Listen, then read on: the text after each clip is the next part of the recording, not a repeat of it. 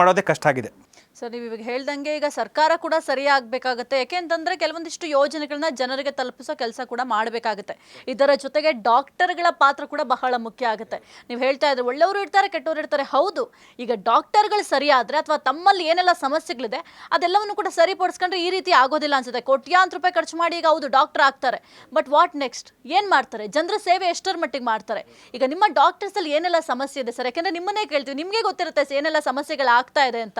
ಇಲ್ಲ ಸರ್ಕಾರದಿಂದ ಸಿಗಬೇಕಾದಂತಹ ಕೆಲವೊಂದಿಷ್ಟು ಯೋಜನೆ ನಿಮಗೆ ಸಿಗ್ತಾ ಇಲ್ವಾ, ಅಥವಾ ಏನಾದರೂ ಲಾಭಗಳು ನಿಮಗೆ ಸಿಗ್ತಾ ಇಲ್ವಾ? ಯಾಕೆ ಈ ರೀತಿ ಡಾಕ್ಟರ್ಸ್ ಮಾಡ್ತಾ ಇದ್ದಾರೆ ಸರ್? ಇಲ್ಲ, ಖಂಡಿತವಾಗ್ಲೂ ಒಬ್ಬ ಡಾಕ್ಟರ್ ಆಗಬೇಕಾದ್ರೆ 1 ಕೋಟಿಯಿಂದ 1.5 ಕೋಟಿ ರೂಪಾಯಿ ಮೆಡಿಕಲ್ MBBS ಮುಗಿಸ್ಬೇಕಾದ್ರೆ ಅಷ್ಟು ಖರ್ಚಾಗುತ್ತೆ. ಹಾಗಾಗಿ ಪ್ರೈವೇಟ್ ಕಾಲೇಜಲ್ಲಿ ಮೆಡಿಕಲ್ ಮುಗಿಸ್ಕೊಂಬಂದಾಗ ಈಗ ಸರ್ಕಾರಿ ಮೆಡಿಕಲ್ ಕಾಲೇಜುಗಳು ರಾಜ್ಯದಲ್ಲಿ ತುಂಬ ಕಡಿಮೆ ಇದ್ದಾವೆ.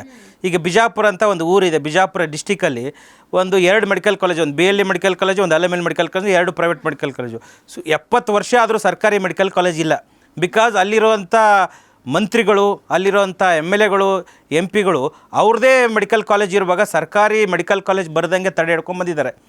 ಈ ಥರದ್ದು ರಾಜ್ಯಾದ್ಯಂತ ಎಲ್ಲ ಕಡೆನೂ ಆಗ್ತಾಯಿದೆ. ಪ್ರತಿಯೊಂದು ಜಿಲ್ಲೆಯಲ್ಲೂ ಒಂದೊಂದು ಮೆಡಿಕಲ್ ಕಾಲೇಜ್ ಆದಾಗ ಸರ್ಕಾರಿ ಡಾಕ್ಟರ್ಸು, ಅಂದರೆ ಸರ್ಕಾರಿ ಕಾಲೇಜಲ್ಲಿ ಬಂದಿರೋಂಥ ಡಾಕ್ಟರ್ಸ್ ಆಗಿದ್ರೆ ಕಡಿಮೆ ಕಾಸ್ಟಲ್ಲಿ ಅವರು ಎಜುಕೇಷನ್ ಮುಗಿಸಿರ್ತಾರೆ. ಪ್ರೈವೇಟ್ ಮೆಡಿಕಲ್ ಕಾಲೇಜಲ್ಲಿ ಮುಗಿಸಿರುವಾಗ ಜನರಿಗೆ ಸೇವೆ ಮಾಡೋದಕ್ಕೆ ಕಷ್ಟ ಆಗುತ್ತೆ. ಹಾಗಾಗಿ ಸರ್ಕಾರಿ ಮೆಡಿಕಲ್ ಕಾಲೇಜನ್ನು ಜಾಸ್ತಿ ಮಾಡಬೇಕು ಮತ್ತು ಪ್ರೈವೇಟ್ ಮೆಡಿಕಲ್ ಕಾಲೇಜನ್ನು ಕಡಿಮೆ ಮಾಡಬೇಕಾಗಿರೋಂಥದ್ದು. ಯಾಕಂದ್ರೆ ರಾಜಕಾರಣಿಗಳ ಪ್ರೈವೇಟ್ ಮೆಡಿಕಲ್ ಕಾಲೇಜ್, ಯಾಕಂದರೆ ಅವರು ಇಲ್ಲಿರೋ ದುಡ್ಡನ್ನು, ಇಲ್ಲಿ ಏನು ಟ್ಯಾಕ್ಸ್ ಪೇಯರ್ಸ್ ಮನಿ ಇದೆಯೋ ಆರೋಗ್ಯ ಕ್ಷೇತ್ರಕ್ಕೆ ಏನು ಮೀಸಲಿಟ್ಟಿರುತ್ತೆ ಅದೇ ದುಡ್ಡನ್ನು ನುಂಗಿ ನೀರು ಕುಡಿದು ಮತ್ತೆ ಅವ್ರು ಪ್ರೈವೇಟ್ ಮೆಡಿಕಲ್ ಕಾಲೇಜ್ ಮಾಡ್ತಾಯಿದ್ದಾರೆ. ಇದು ಒಂಥರ ಚೈನ್ ಲಿಂಕ್ ಇದೆ. ಇದು ಎಲ್ಲದಕ್ಕೂ ನಮ್ಮದೇ ಕಾರಣ. ಹಾಗಾಗಿ ಮತ್ತು ಇನ್ನೊಂದೇನೆಂದರೆ ಈ ಡಾಕ್ಟರ್ಸು ತುಂಬ ಜನ ಒಳ್ಳೆ ಡಾಕ್ಟರ್ಸ್ ಇದ್ದಾರೆ. ಈಗ ಒಬ್ಬ DHO ಆಗಬೇಕಾದ್ರೆ 40 ಲಕ್ಷ 50 ಲಕ್ಷ ಕೊಟ್ಟಾಗ ಅವನು ಹೇಗೆ ಸರ್ವಿಸ್ ಮಾಡೋಕ್ಕಾಗುತ್ತೆ? ಅದು ಫಸ್ಟು ಈ ಮಂತ್ರಿಗಳಾಗಿರಲಿ ಅವರೆಲ್ಲ ಕಟ್ ಡೌನ್ ಮಾಡಬೇಕು. ಈಗ ನಾನು ಭಾಳಷ್ಟು ಜನ ಹೇಳ್ತಾರೆ, ನನ್ನ ಫ್ರೆಂಡ್ ಹೇಳ್ತಾರೆ, ಅವನು THO ಆಗಬೇಕಾಗಿತ್ತು, ಯಾವತ್ತು 15 ಲಕ್ಷ ಕೊಟ್ಟರೆ ಮಾತ್ರ THO ಆಗ್ತಾನೆ. ಅವನು ನಾನ್ ಕರಪ್ಟ್, ಅವನು ಕರಪ್ಟೇ ಅಲ್ಲ. ದುಡ್ಡು ಕೊಡದೇ ಇದ್ದರೆ ಅವ್ನು THO ಪೋಸ್ಟಿಗೆ ಹೋಗೋದೇ ಇಲ್ಲ. ಇನ್ನು ಕೆಲವು ಮೆಡಿಕಲ್ ಆಫೀಸರ್ಸ್ ಇದ್ದಾರೆ, ಅವ್ರು ಪ್ರಾಮಾಣಿಕವಾಗಿದ್ದಾರೆ, ಅವ್ರಿಗೆ ಮೆಡಿಸಿನ್ಸು ಎಲ್ಲ ಸಪ್ಲೈ ಮಾಡಿದ್ರೆ ಕರೆಕ್ಟಾಗಿ ಅವ್ರು ಸೇವೆ ಮಾಡೋದಕ್ಕೆ ರೆಡಿ ಇದ್ದಾರೆ. ಇನ್ನು ಕೆಲವು ಡಾಕ್ಟರ್ಸು ಅಲ್ಲೇ ಇದ್ದು ಸರ್ವಿಸ್ ಮಾಡ್ಬೇಕಂತಾರೆ, ಆದರೆ ಅವ್ರಿಗೆ ಇರೋದಕ್ಕೆ ಇದನ್ನೇ ಇಲ್ಲ, ಕ್ವಾರ್ಟರ್ಸೇ ಇಲ್ಲ ಅವ್ರಿಗೆ. ಮೇಲೆ ನೀರು ಸೋರುತ್ತೆ, ಮತ್ತು ಅವ್ರಿಗೆ ಮಕ್ಕಳಿಗೆ ಓದಿಸ್ಬೇಕಂದ್ರೆ ಕಾಲೇಜಸ್ ಇಲ್ಲ, ಸ್ಕೂಲ್ಗಳಿಲ್ಲ.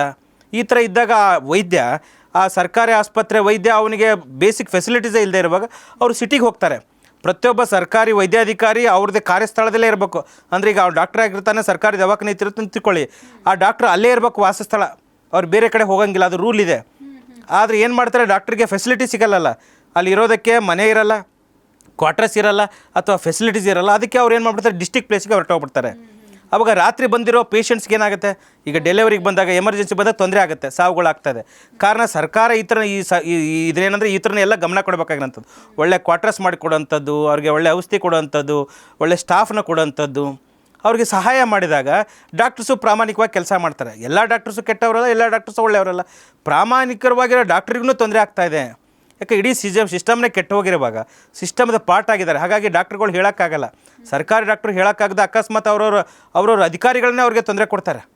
ತುಂಬ ಪ್ರಾಮಾಣಿಕವಾಗಿದ್ರೂ ಎಲ್ಲರೂ ಕಳ್ಳರೇ ಇರುವಾಗ 1-2-3 ಜನ ಒಳ್ಳೆಯವರು ಇದ್ದಾಗ ಅವರು ಕಳ್ಳರಾಗುವಂಥ ಸ್ಥಿತಿಗೆ ಅಥವಾ ಸೈಲೆನ್ಸ್ ಆಗುವಂಥ ಸ್ಥಿತಿಗೆ ಬಂದುಬಿಟ್ಟಿದೆ.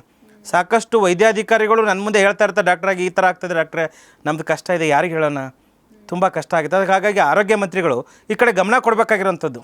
ಸರ್ಕಾರಿ ಅಧಿಕಾರಿಗಳಿಗೆ ಏನೇನು ಬೇಕಾಗಿದೆ, ಅವ್ರ ಗ್ರೀವೆನ್ಸ್ ಕೇಳಬೇಕಾಗಿರೋಂಥದ್ದು. ಆ ಥರದ್ದು ಕೇಳಿದಾಗ